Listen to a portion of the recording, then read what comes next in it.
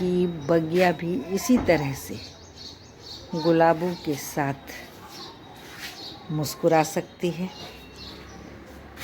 कैसे आपकी बगिया में भी ढेरों गुलाब हों, कैसे आपके यहाँ भी एक बढ़िया सा रोज़ कॉर्नर तैयार हो सके, जानने के लिए पूरे वीडियो में जुड़े रहिए टिप्स और ट्रिक्स के साथ।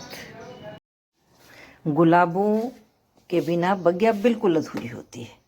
यदि आप चाहते हैं कि आपके यहाँ भी बढ़िया से गुलाब खिलें तो पूरा वीडियो ज़रूर देखिएगा। और ये देखिए, सबसे पहले तो आप इसकी पत्तियाँ और पंखुड़ियों को देखिए। क्या क्या चीज़ ज़रूरी है, अंत तक जुड़े रहिएगा। सबसे पहली प्राथमिकता होती है गुलाब के लिए कि बहुत अच्छी सी धूप होनी चाहिए।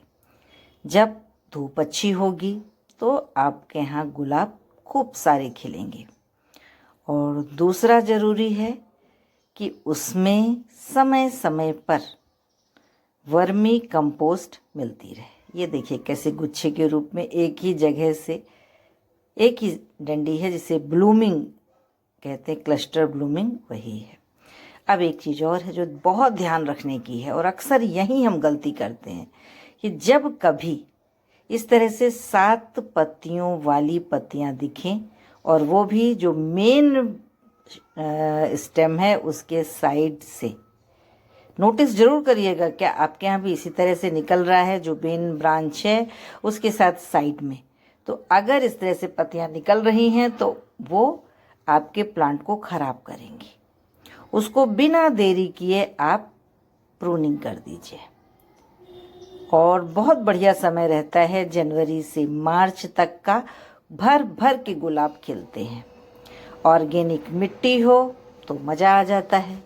और दूसरा जो पहले ही बता चुके हैं कि आप इसमें वर्मी कंपोस्ट ज़रूर दें। वर्मी कंपोस्ट देंगे तो खूब सारी कलियां आएंगी, और स्वस्थ पत्तियां हों, स्वस्थ कलियां हों, स्वस्थ इसके स्टेम हों। और हाँ, जब सब स्वस्थ होंगे तो कांटे भी जरूर चमकदार हों, तभी आपका प्लांट सही तरीके से फ्लावरिंग देगा। तो देखिए, इसमें बिल्कुल यही सब दिखाया गया है कि कलियां कैसे हैं, कैसे हम उनकी केयर करते हैं। तो केयर के लिए बस आप मिट्टी को ज़रूर से ध्यान दें। और हाँ, 7 पत्तियों वाला, जब भी आपको किसी ब्रांच में 7 पत्तियां दिखती हैं तो ज़रूर ध्यान दें, ये जंगली झाड़ के रूप में होता है और अक्सर रूट के पास से निकल आता है। इसीलिए बार बार हम इस चीज़ों को हाईलाइट कर रहे हैं, ताकि आप देख सकें कि मिट्टी कैसी हो और उस मिट्टी में नमी कैसी हो। विशेष रूप से ज़रूरी है कि हम नमी का भी ध्यान रखें। तो पानी इसमें प्रॉपर रहना चाहिए, निकासी सिस्टम अच्छा हो, और यदि पानी सही ढंग से मिलेगा इसको तो फिर बहुत अच्छे से फ्लावरिंग भी होती है। तो अब एक बार चलिए रिपीट कर देते हैं कि सही धूप होनी चाहिए। पहली प्राथमिकता है धूप अच्छी हो, दूसरा है वर्मी कंपोस्ट हो, तीसरा ऑर्गेनिक मिट्टी हो, और चौथा पानी में प्रॉपर नमी बनी रहे, निकासी अच्छी हो पानी की, वेल ड्रेन सॉइल। अब हम जो और ज़रूरी चीज़ है वो ये है कि प्रूनिंग का बहुत महत्व है कि कोई भी प्लांट हो, और ख़ास तौर से गुलाब में सही समय पर यदि आपने प्रूनिंग कर दी तो भर भर के आपको जो है वो मिलेंगे। और सही समय पर प्रूनिंग से भर भर के गुलाब आपकी बगिया में दिखने लगेंगे। तो बस इन बातों का ज़रूर से आप ध्यान रखिए।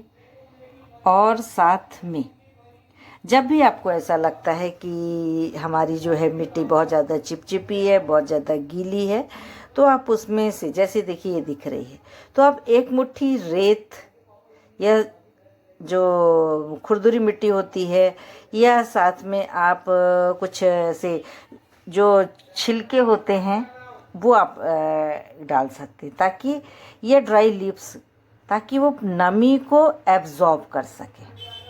तो नमी को एब्जॉर्ब कर सकें। और अगर साइड से, देखिए बार बार हम एक ही चीज़ बता रहे हैं कि साइड से जो ऐसी ग्रोथ हो जाती हैं वो उसको रोकने लगती हैं, तो उस पर आपको विशेष ध्यान देना है कि ऐसी ग्रोथ अगर है तो आप उसको समय रहते अलग कर दीजिए। और हाँ, एक लास्ट में जुड़े रहने वालों के लिए, केले के जो छिलके होते हैं वो ज़रूर से आप मिट्टी में, या तो मिट्टी में दबा दीजिए या उसका पानी डालिए। वैसे मैं तो क्या करती हूँ, मिट्टी में दबा देती हूँ। और दूसरी चीज़ क्या कर देती हूँ कि चाय की पत्ती जो है उसको जब छानती हूँ तो सुखा लेती हूँ थोड़ा सा, और फिर उसे डाल देती हूँ। तो चाय की पत्ती और साथ ही साथ केले के छिलके। और एक और टिप्स जो आखिरी तक जुड़े हुए हैं उनके लिए, कि ये जो आपने फ्लावर देखा है वो यदि जब सूखने लगता है तो समय रहते ही उसे तोड़ दें, और जहाँ से तोड़ा है उसी वाले गुलाब में डाल दें। तो उस पूरे पौष्टिकता जो जो चाहिए वो उस फ्लावर में है, वो उसी मिट्टी में मिल जाएगी। तो ये विशेष टिप्स थी, अनुभव पर आधारित थी। तो अगर आप लोगों ने अभी तक चैनल को लाइक और सब्सक्राइब नहीं किया है तो ज़रूर से कर दें।